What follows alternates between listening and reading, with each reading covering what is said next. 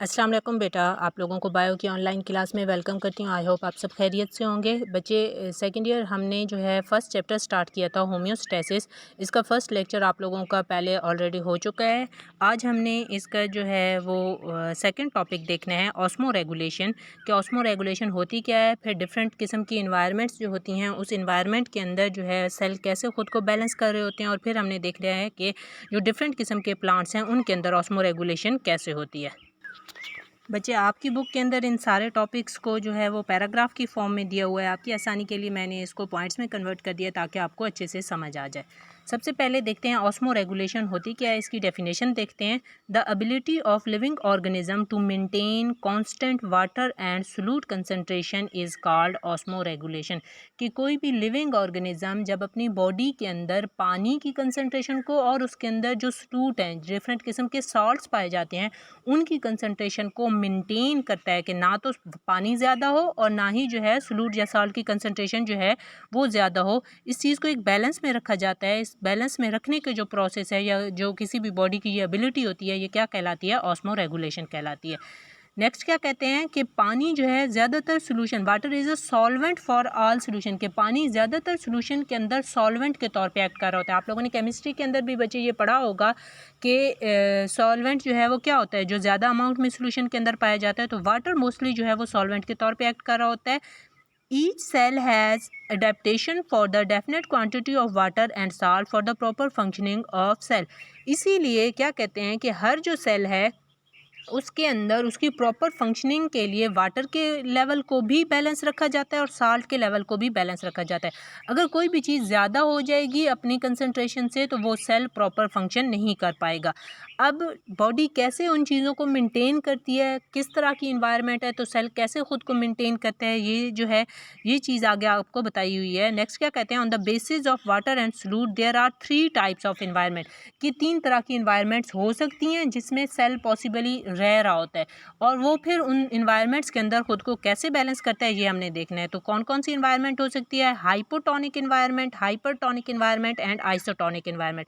बच्चे, ये जो तीनों हैं, हाइपोटोनिक, हाइपरटोनिक और आइसोटोनिक, इनमें जो फर्स्ट दो हैं हाइपोटोनिक एंड हाइपरटोनिक, इसमें बच्चे अक्सर कंफ्यूज हो जाते हैं, आपस में मिक्स कर देते हैं। आप लोगों ने इसको अच्छे से करना है कि हाइपरटोनिक इन्वायरमेंट कौन सी होती है और हाइपोटोनिक इन्वायरमेंट कौन सी होती है। तो सबसे पहले देखते हैं हाइपोटोनिक। ठीक है, हाइपोटोनिक इन्वायरमेंट क्या है, डेफिनेशन देखें। A dilute solution as compare to the cell concentration is called hypotonic environment. कि ऐसी इन्वायरमेंट जिसमें जो सॉल्यूशन होगा यानी जो इन्वायरमेंट होगी वो डाइल्यूट होगी और जो सेल होगा वो कंसंट्रेटेड होगा। सेल के अंदर यानी सॉल्ट वगैरह की कंसंट्रेशन ज़्यादा होगी, बट जो आसपास उसके इन्वायरमेंट होगी उसके अंदर सॉल्ट की कंसंट्रेशन। तो बच्चे, जो हाइपोटोनिक इन्वायरमेंट होगी जब सॉल्यूशन डाइल्यूट होगा यानी पानी की कंसंट्रेशन ज़्यादा होगी और सॉल्ट की कंसंट्रेशन कम होगी, तो ज़ाहिर है आपको पता है पानी हमेशा कहाँ से कहाँ मूव करके जाता है, पानी हमेशा हाई कंसंट्रेशन से लो कंसंट्रेशन की तरफ मूव करके जाता है। और हमने कहा कि सॉल्यूशन के अंदर पानी ज़्यादा है, तो अब देखें क्या होगा। In this condition water enters osmotically into the cell from the hypotonic environment.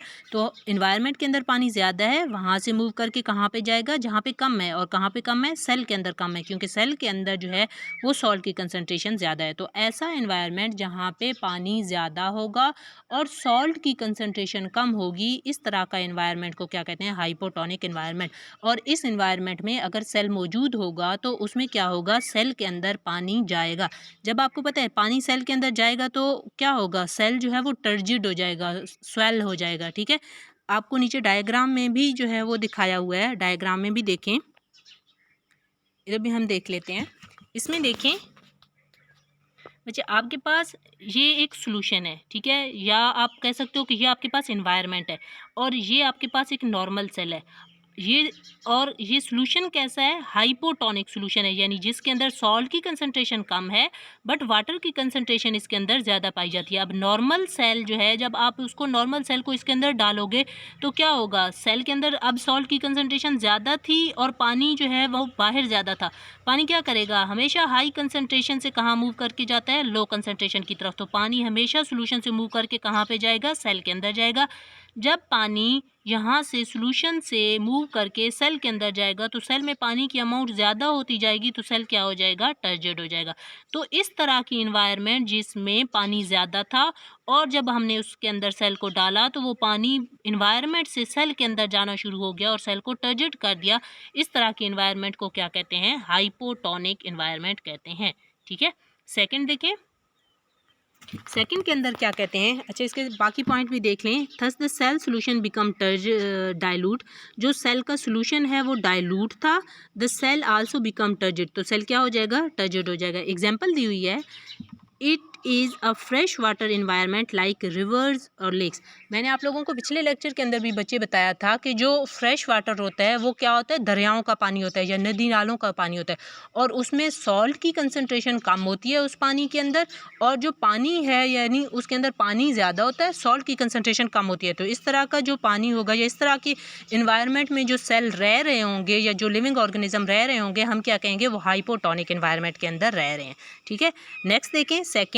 Second क्या है, हाइपरटोनिक। हाइपरटोनिक टोटली ऑपोजिट है हाइपोटोनिक के। इसमें सबसे पहले इसकी डेफिनेशन देखें। A concentrated solution as compare to the cell concentration is called hypotonic environment, कि ऐसा सॉल्यूशन जिसके अंदर सेल के अंदर जो कंसनट्रेशन होगी सॉल्ट की या पानी की वो क्या होगी, ज़्यादा होगी, और जो इन्वायरमेंट है उसके अंदर जो है वो कम होगी। यानी इन्वायरमेंट के अंदर आप यूँ कह सकते हो कि सॉल्ट की कंसंट्रेशन ज़्यादा है और पानी कम है, और जो सेल है सेल के अंदर पानी ज़्यादा है और सॉल्ट की कंसंट्रेशन कम है। In this condition cell lose the water. मैंने आपको पीछे भी बताया है कि हमेशा पानी कहाँ जाता है, हाई कंसंट्रेशन से कहाँ जाएगा, लो कंसंट्रेशन की तरफ। तो हमने कहा सेल के अंदर पानी ज़्यादा है तो सेल से निकल के पानी कहाँ जाना शुरू हो जाएगा, बाहर निकलना शुरू हो जाएगा। जब सेल से पानी बाहर निकलेगा तो सेल क्या हो जाएगा, श्रिंक हो जाएगा। और इसकी एग्जांपल क्या है, मैरीन एनवायरनमेंट, यानी जो समंदरों का पानी होता है। आप लोगों ने सुना होगा कि समंदरों का पानी जो है वो बहुत ज़्यादा नमकीन होता है या उसके अंदर सॉल्ट की कंसंट्रेशन जो है वो बहुत ज़्यादा होती है। तो इस तरह की जो इन्वायरमेंट होगी उसको हम क्या कहेंगे कि ये कौन सी इन्वायरमेंट है, हाइपरटोनिक इन्वायरमेंट है। नीचे डायग्राम भी आपको दिखाई हुई है, देखें एक बार डायग्राम से भी हम इसको देख लेते हैं। इसमें देखें आपके पास ये एक इन्वायरमेंट है जिसके अंदर आप देखो एक कंसंट्रेटेड सॉल्यूशन है। ठीक है, आपके पास एक कंसंट्रेटेड सॉल्यूशन है जिसमें सॉल्ट की कंसंट्रेशन बहुत ज़्यादा है। आप इसमें नॉर्मल सेल डालोगे, यानी आप यूँ समझो कि ये समंदर का पानी है, आप इसमें एक नॉर्मल सेल डालोगे तो नॉर्मल सेल वहाँ पे कैसे सरवाइव करेगा, उसके अंदर जितना भी पानी होगा वो निकल के बाहर चला जाएगा और वो सेल क्या हो जाएगा, श्रिंक हो जाएगा। ठीक है, तो इस तरह की इन्वायरमेंट जो है उसके अंदर सेल क्या हो जाएगा, श्रिंक हो जाएगा।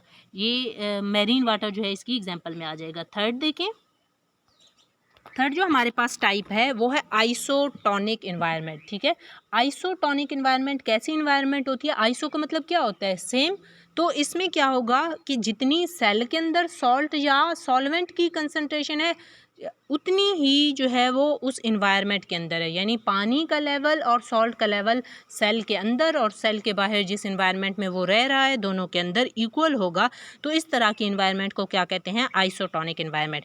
डेफिनेशन देखें, if a outer solution resemble का मतलब क्या होता है, मिलता जुलता हो या सेम हो, टू द इंटरनल सोल्यूशन, यानी जो सेल के अंदर सोल्यूशन है उस वो और जो बाहर सेल के सोल्यूशन है वो दोनों जो है सोल्यूशन अगर सेम होंगे, एक दूसरे की कंसंट्रेशन बिल्कुल सेम होगी दोनों की, तो इस तरह का इन्वायरमेंट को क्या कहेंगे, आइसोटोनिक इन्वायरमेंट कहेंगे। नीचे डायग्राम भी आपको दिखाई हुई है, डायग्राम में भी देखें बच्चे, आप लोगों को दिखाया हुआ है कि आपके पास जो है, आपके पास एक सेल है, नॉर्मल सेल। ठीक है, ये आपके पास नॉर्मल सेल है और ये नॉर्मल सोल्यूशन है। जब नॉर्मल सेल के अंदर और जो सोल्यूशन है या जो इन्वायरमेंट है उसके अंदर सॉल्ट की कंसंट्रेशन सेम होगी तो तब क्या होगा, सेल पे कोई इफ़ेक्ट नहीं पड़ेगा और सेल सेम टू सेम रहेगा, ना तो पानी उसके अंदर आएगा और ना ही पानी बाहर निकलेगा। या आप यूँ कह सकते हो कि जितना पानी अंदर आ रहा है उतना ही जो है वो उससे निकल के बाहर जा रहा होगा, तो सेल पे कोई फ़र्क नहीं पड़ेगा। ठीक है बच्चे, आपने इन तीनों का डिफरेंस भी अच्छे से कर लेना है और इन तीनों को अच्छे से कर लेना है। नेक्स्ट देखते हैं, नेक्स्ट क्या कहते हैं कि ऑस्मो रेगुलेशन इन प्लांट्स, के प्लांट्स के अंदर सॉल्ट और जो पानी का लेवल है उसके लेवल को कैसे मेंटेन किया जाता है। Plants are distributed in different habitat. Habitat क्या होता है, जहाँ पे कोई प्लांट रह रहा होता है वो उसका हैबिटेट कहलाता है, यानी सिर्फ प्लांट नहीं, कोई भी लिविंग ऑर्गेनिज्म जहाँ पे वो रह रहा होगा वो उसका हैबिटेट कहलाएगा, ठीक है। जैसे फॉर एग्जांपल हम कहते हैं कि जो शेर है वो जंगल में रहता है, तो हम क्या कहेंगे कि जो शेर है उसका हैबिटेट क्या है, जंगल है, ठीक। तो ऐसे ही जहाँ पे कोई ऑर्गेनिज्म रह रहा होता है उस जगह को उसका क्या कहते हैं, हैबिटेट कहते हैं। प्लांट भी आपको पता है, कुछ प्लांट ऐसे होते हैं जो नॉर्मल मॉडरेट एनवायरनमेंट में रह रहे होते हैं, कुछ प्लांट ऐसे होते हैं जो पानी के अंदर रह रहे होते हैं, कुछ प्लांट ऐसे होते हैं जो डेजर्ट के अंदर, सहराओं के अंदर रह रहे होते हैं, तो वो उनका क्या कहलाएगा, हैबिटेट कहलाएगा। क्या कहते हैं, plants are distributed in different habitat. Different areas पे प्लांट जो है वो डिफरेंट हैबिटेट पे रह रहे होते हैं। These habitat are aquatic, moderate, severely dry और टेरेस्ट्रियल। वो तीन तरह के हो सकते हैं, या तो इक्वेटिक यानी प्लांट या तो पानी के अंदर रह रहे होते हैं, या फिर जो है क्या कहते हैं, मॉडरेट होंगे यानी नॉर्मल इन्वायरमेंट होगा, पानी और पानी भी होगा, खुश्की भी होगी, नॉर्मल इन्वायरमेंट होगा, जैसे हम नॉर्मली हम कहते हैं जैसे मियाँ वाली का मौसम है, ठीक है। और इसके बाद जो टेरेस्ट्रियल एनवायरनमेंट है या ड्राई कंडीशन है या स्फीयर किस्म की कंडीशन है, जैसे डेजर्ट होते हैं, सहरा होते हैं, तो उस तरह की जो कंडीशन होगी उसमें भी प्लांट रह रहे होते हैं। These plants are divided into 3 groups on the basis of habitat. उन्हीं हैबिटेट की बेस पे इनको 3 ग्रुप्स में डिवाइड किया गया है कि वो किस तरह की इन्वायरमेंट में रहते हैं। पहली क्या है टाइप, हाइड्रोफाइट्स, दूसरी क्या है मीजोफाइट्स, और तीसरी क्या है जीरोफाइट। बच्चे आपको पता है हाइड्रा वर्ड हमेशा किसके लिए यूज़ किया जाता है, जब भी वर्ड यूज़ होगा उसका मतलब है वाटर, और फाइट्स वर्ड हमेशा यूज़ किया जाता है प्लांट्स के लिए, ठीक है। आपने पढ़ा होगा फर्स्ट ईयर के अंदर ट्रेकियोफाइट्स, ब्रायोफाइट्स, ये सारे यानी फाइट वर्ड जहाँ पे भी होगा इसका मतलब है प्लांट्स का जिक्र हो रहा है। हाइड्रोफाइट्स ऐसे प्लांट जो कि पानी के अंदर रहते हैं उनको क्या कहते हैं, हाइड्रोफाइट्स कहते हैं। तो हाइड्रोफाइट्स के बारे में पढ़ते हैं। The aquatic plant are called hydrophytes. ऐसे प्लांट जो एक्वेटिक यानी पानी के अंदर रहते हैं उनको क्या कहते हैं, हाइड्रोफाइट्स कहते हैं। They live in a fresh water environment. वो ज़्यादातर फ्रेश वाटर के अंदर यानी जहाँ पे वाटर की कंसनट्रेशन ज़्यादा होगी, सॉल्ट की कंसनट्रेशन कम होगी, इस तरह की इन्वायरमेंट के अंदर जो है वो रह रहे होते हैं। They are adapted to save the cell from the excessive water. अब जाहिर है हमने पढ़ा था कि जो इस तरह की इन्वायरमेंट होगी जिसमें पानी बाहर ज़्यादा होगा तो पानी ज़्यादा से ज़्यादा अंदर आएगा और सेल के बस्ट होने के चांसेस होंगे, या सेल बहुत ज़्यादा टर्जिड हो जाएगा। तो इनके अंदर ऐसी अडेप्टेशन होती है कि ये एक्सेसिव जो वाटर है, जो एक्स्ट्रा वाटर है, इसको सेल से रिमूव करते हैं। दोबारा से पढ़ें, they are adapted to save the cell, कि सेल को सेव करते हैं किससे, एक्सेसिव वाटर से, कि जो एक्स्ट्रा पानी होगा उसको बाहर निकाल देंगे ताकि सेल एक्स्ट्रा पानी से महफूज रहे। और कैसे निकालेंगे, these plants have large surface area. इनके जो लीव्स होते हैं उनका जो सरफेस एरिया होता है वो बहुत ज़्यादा होता है, यानी आप यूँ कह सकते हो कि जो इनके लीव का साइज़ होता है वो बहुत बड़ा होता है। तो लीव का साइज़ जितना ज़्यादा बड़ा होगा उस पर स्टोमेटा की कंसनट्रेशन उतनी, या स्टोमेटा का जो नंबर है स्टोमेटा का वो उतना ज़्यादा होगा। तो आपको पता है, आप लोग फर्स्ट ईयर के अंदर पढ़ चुके हो कि स्टोमेटा से क्या होता है, ट्रांसपायरेशन होता है। ट्रांसपायरेशन मतलब पानी जो है वो एवापोरेट हो रहा होता है, बुखारात की फॉर्म में वहाँ से निकल रहा होता है। तो एक्स्ट्रा पानी कैसे निकाला जाता है, उनकी लीफ का साइज़ बड़ा होता है और उस जितना बड़ा होगा उस पर स्टोमेटा उतने ज़्यादा होंगे, जितने ज़्यादा स्टोमेटा होंगे तो वहाँ पर ट्रांसपायरेशन ज़्यादा होगी। तो यही पॉइंट कहते हैं, these plants have a large surface area, उनका सरफेस एरिया लार्ज होता है। Thus transpiration take place excessively, इसीलिए उनके अंदर ट्रांसपायरेशन बहुत ज़्यादा, एक्सेसिवली मतलब बहुत ज़्यादा हो रही होती है। They have a large number of stomata on their upper surface.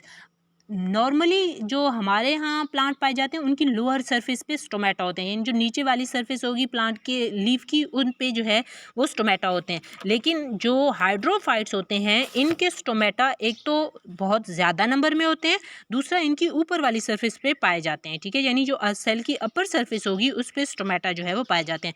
These stomata open in the environment so the promote the loss of water और transpiration.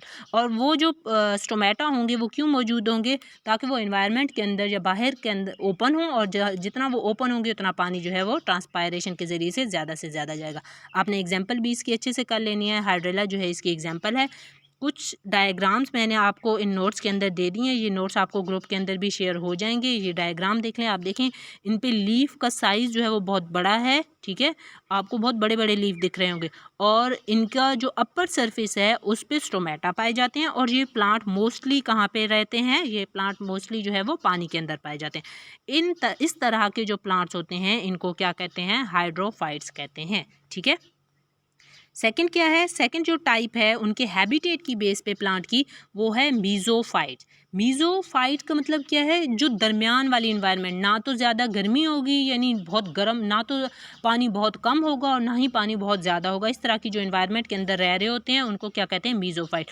These plants living in a moderate environment, यानी जो normal environment होगा उस तरह की environment के अंदर ये प्लांट रह रहे होते हैं। These plants have moderate water availability, इसलिए पानी भी इनके लिए नॉर्मल ही होता है, ना तो बहुत ज़्यादा होता है और ना ही बहुत कम होता है। They have a normal leave, इनके लीव का साइज़ भी जो है वो नॉर्मल होता है। The stomata are open in sufficient supply of water, it promote the loss of excess water. क्या कहते हैं कि अगर जो है पानी बहुत ज़्यादा इनके पास आ जाएगा तो इनके स्टोमेटा ओपन हो जाएंगे। The stomata are close in a less supply of water, it prevent the loss of water. और जब इनके पास पानी की कमी होगी इन प्लांट्स के पास, तो तब इनके स्टोमेटा बंद हो जाते हैं और तब जो है पानी के ट्रांसपायरेशन को जो है वो रोका जा रहा होता है। तो ये जो और मोस्टली ये जो प्लांट्स होते हैं इनके ऊपर जो है स्टोमेटा इनकी लीफ की लोअर सरफेस के ऊपर जो है वो पाए जाते हैं, यानी जो लीफ की नीचे वाली साइड होगी उसके ऊपर जो है वो स्टोमेटा पाए जाते हैं। नेक्स्ट क्या कहते हैं, the stem do not store water. इसका मतलब क्या है, जो हमने नेक्स्ट टाइप पढ़नी है ना उसके अंदर कुछ प्लांट्स ऐसे होते हैं जिनको, जैसे आप लोगों ने सकुलेंट प्लांट सुना भी होगा, सकुलेंट प्लांट की स्टेम के अंदर पानी स्टोर रहता है, ठीक है। तो इनकी स्टेम यानी जो मीजोफाइट्स हैं इनकी स्टेम के अंदर पानी स्टोर नहीं होता। वो पानी क्यों स्टोर करते हैं वो आपको आगे अभी बताऊंगी। एग्जाम्पल देखें, ब्रासिका। ब्रासिका किसको कहते हैं, सरसों का जो पौधा होता है ब्रासिका कैम्पेस्ट्रिस उसका साइंटिफिक नेम है।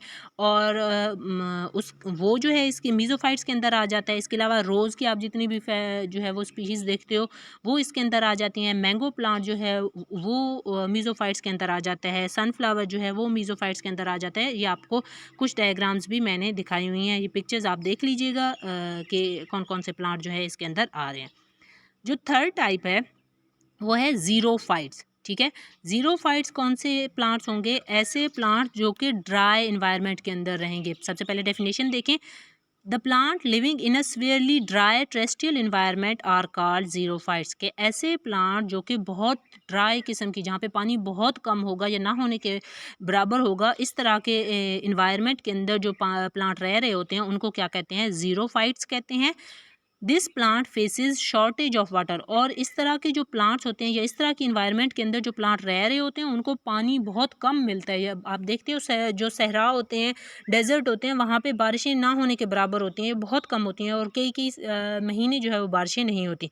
तो वहाँ पे जो प्लांट्स रह रहे होते हैं उनको पानी का बहुत जो है वो शॉर्टेज फेस जो है फेस करना पड़ता है। तो this plant face shortage of water. Many xerophyte possess small thick leaves, it reduce the loss of water by transpiration. आपको पता है लीव का साइज़ जितना बड़ा होगा उस पर स्टोमेटा ज़्यादा होंगे, तो स्टोमेटा ज़्यादा होंगे तो ट्रांसपायरेशन ज़्यादा होगी, मतलब पानी का लॉस ज़्यादा हो रहा है। इन्होंने पानी को सेव करना है, तो इनके जो लीफ होते हैं वो थिक होते हैं, मतलब इनके ऊपर एक क्यूटिकल सी होती है लीफ के ऊपर। क्यूटिकल लेयर क्या करती है कि स्टोमेटा को अंदर की तरफ सकन करती है, यानी इनके स्टोमेटा अंदर की तरफ धंसे हुए होते हैं और लीफ का साइज़ भी बहुत छोटा होता है, तो इसलिए जो है ट्रांसपायरेशन बहुत कम होती है। तो क्या कहते हैं कि ज़्यादातर इनके जो लीफ हैं वो थिक होते हैं और इनका साइज़ भी छोटा होता है, ताकि जो है ट्रांसपायरेशन को रोका जा सके, पानी के लॉस को रोका जा सके। The stomata are present on the lower surface of the leaf, ज़्यादातर जो है जो स्टोमेटा हैं वो लोअर सरफेस पे पाए जाते हैं और मोस्टली स्टोमेटा डिप्रेशंस के अंदर, यानी लीफ के सरफेस पे नहीं होते, अंदर करके लीफ की एपिडर्मिस के अंदर करके धंसे हुए होते हैं, ताकि पानी कम से कम जो है वहाँ से ट्रांसपायरेशन के ज़रिए से एवापोरेट हो। The stem store water in a rainy season and use it in a dry condition.